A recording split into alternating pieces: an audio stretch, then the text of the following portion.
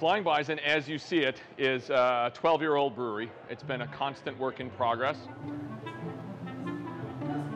We started out as a draft-only brewery, and we started bottling about 5 years ago when we started being distributed by Try It Distributing Company. So they're the ones who kind of encouraged us to get into the bottle aspect of it.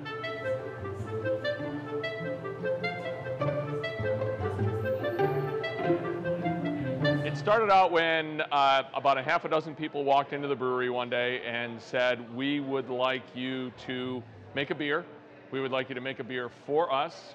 We would like you to call it Rusty Chain because we think that's a cool name. I had my doubts. I am wrong as usual. And they asked, to do it as kind of an awareness raiser, fundraiser for a little organization they were trying to get off the ground. They wanted to make maybe some postage money and get people interested in what they were doing. And it was a group called Green Options Buffalo. They wanted to make Buffalo a more pedestrian-friendly, bikeable city. So I happen to have some samples of beers that were in an orange amber kind of color here. We tried them. They picked one that they thought was their favorite, and it was a Vienna-style lager. So that's the beer that has become known as Rusty Chain.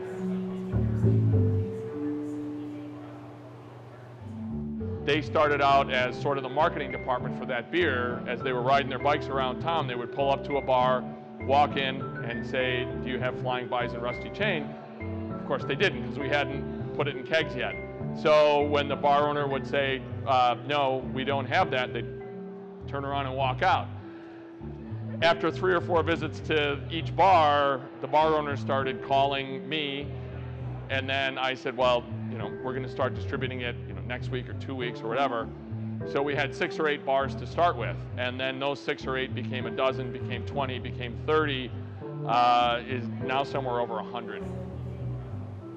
3 years ago, we didn't make Rusty Chain. It's now over 50% of everything that we make. The Rusty Chain initiative is now called Go Bike Buffalo, and it's growing so quickly it's had to be sort of segmented off. So there's Buffalo Car Share, Buffalo Bike Share, Go Bike Buffalo. Independent Health has come in on this, and they're combining some of the money that they're getting in grant money to reduce the rate of heart disease in Buffalo. They found by making Buffalo a more pedestrian-friendly, bike-friendly city, it also helps reduce the heart rate. And there's more beer.